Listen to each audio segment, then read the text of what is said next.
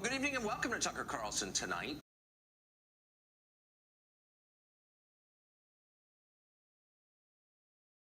Hi guys, how are you? Thanks for being here. Thanks for having us. Yeah, no problem. So basically I think I want to start the discussion today and just ask you guys, how do you think the economy's been doing recently in your opinion? Why don't you start, Frank? Sure, thanks, Victor. I think that the economy has been doing really well recently. I mean, the unemployment rate right now is 4.1%, but I really don't think that that's due to Trump at all. Trump, in my opinion, is erratic, uncontrollable, and scares people with his volcanic temper. Negotiating with Trump is like negotiating with Jell-O, according to Senator Schumer, and I don't know how a person like that can help our economy. And he claims to have helped it so much, but he hasn't fulfilled his campaign promises in the Rust Belt region. He promised to create thousands, hundreds of thousands of jobs in manufacturing, and the job employment there has actually gone down, while the pay there has also gone down. In the Rust Belt, he promised all these new coal jobs. He actually has only added 500 new coal jobs, which is about 0.003% of total employment, and that's just not keeping his promises, as Frank said. Look, I'm sorry. 1 year into his presidency, is it fair to call that a failed campaign promise? When he was promising these new jobs back Yes, 4 years. in numbers and quickly, then He's 1 year. That's true. He does He's have 1 4 year. years. Okay, he does have 4 years, but then why is he claiming to have helped our economy so Okay, much if he's been in Look at the terms stock of 1 market. year? I think Look at unemployment. when you look at the Look at jobs created. You can't credit that to Obama. when you Why look, not? well, what you can do. excuse me. When you look at the economy, you need to look at more than just unemployment, obviously. There's GDP, there's the stock market, there's that middle class average income. And under Trump, all of these things have gone up. In my opinion, liberals just don't want to acknowledge this. Obama was very progressive. He had huge tax rates, 35%. Trump has gone and cut those down to 21%. What has that done? That's made businesses a lot more confident. They're investing a lot more, and it is going down to the middle class, despite what liberals are saying. The average middle class income has gone up. In addition to that, we're at over 3% GDP, which Obama was not at. And I think just the fact that Trump is in office, which we saw, makes people more confident, makes the economy grow. It took 100 years for the stock market to grow 5,000 points. Under Trump, it's already done 5,000 points. So you could say we're not doing well, but it's not, Trump, but he's the one that's Well, that I it's think that the happening. global economy itself is just at like an all-time high, and like every part of the country, every part of the world has been like economically like growing these past few years. But I think in America alone, it's the policies of Obama that have really like helps like boost the economy. Like, although like to Trump's credit, one of Obama's economic advisors said that the easiest way to stimulate the economy is to just have confidence in your small business workers. So, and Trump has done that tremendously, which I think he really has provided the Americans with a very confident outlook on the features of the I economy. really don't think you can attribute this economy to President Obama's policies. He is the only president in American history to not achieve a year of 3% GDP growth from 1 year to the next.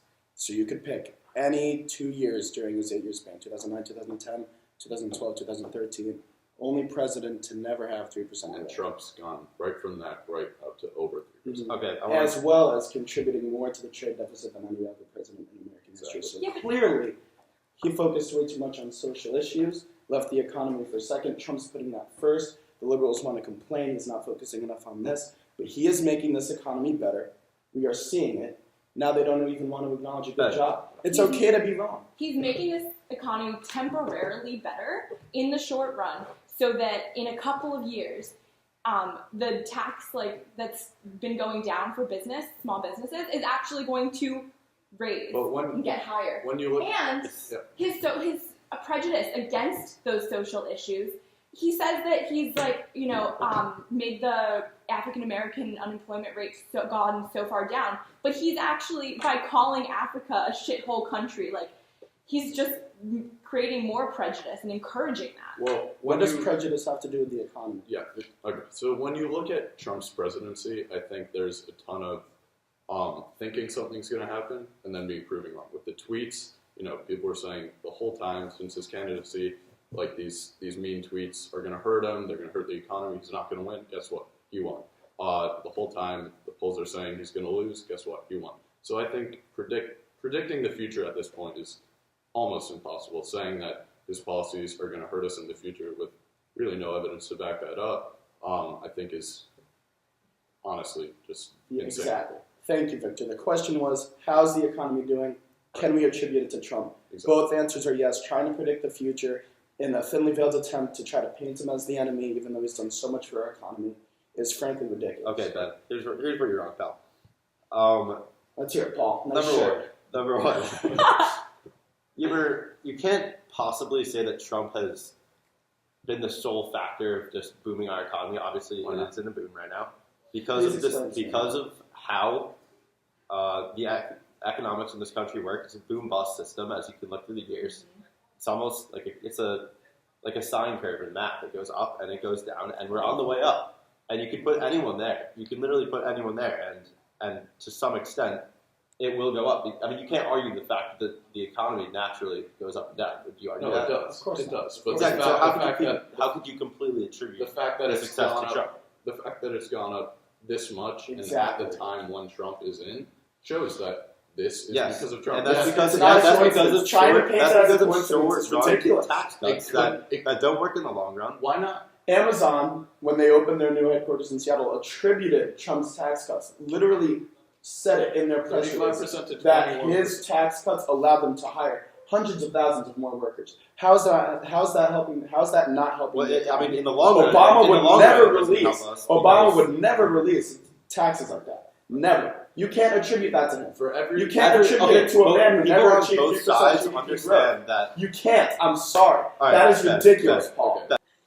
I think what we need to look at is Obama had many policies in place to frankly hurt the economy, and for every new regulation Trump adds, he takes back 66 of Obama's past regulations, and I mean that is why we're doing better. There's really no way to argue it. And like Maybe we would be on the up, but not this. I don't think it'd be this drastic. I don't think we would be setting record highs in the stock Record market, highs. creating over 22. creating about 2.5 million new jobs in only a year of presidency. although not every part of the economy has been totally great, because in Trump's recent State of the Union address, he stated how the era of economic surrender is totally over. But in the first year of Trump being in office, he's not fulfilled all of his promises because the trade deficit has grown 12% over his first year. But I think you have to look at the fact that he's been in office for 1 year. The promises he made were that he's going to do it as a president. He's the president for at least another 3 years. But he said he'd get this done at the moment he started. I'm sorry, in his campaign, did he say, in a year I will have this done? Did he flat out say that? Probably. Okay, so you just haven't done your So you don't research. Nowhere does it say that he did. So he's got 3 more years to fulfill that promise. And with the way the economy is doing, with the progress he's made, who's to say he can't? I just want to go back to one thing that I did not say. The GDP. Okay, you guys are talking about how it's such a boom. All this stuff. How it's healthy growth. Actually, the leading economists point that the growth looks more like 1.5%. It's going to be 1.5% over the next couple of years. The GDP is being driven by big businesses, or it's not being driven by business investment, but it is actually being driven by this bubble that Trump has created, saying that he's just going to fix everything, and people are buying into it. They're buying into the stock market. Savings are at an all-time low, on the other hand. People aren't saving their money. because they're spending, which is what you. How is that his fault? And How can you blame the president for people not saving their money? I'm just saying it's unhealthy growth. You will go to people anywhere are- to pay him people as the are- enemy, won't you? Can you People give me a are source going on that paycheck to 1.5%? The man could win the Nobel Peace. Peace Prize, and you'd find a way to make him the enemy. Thank you all again for coming. Thank you so much.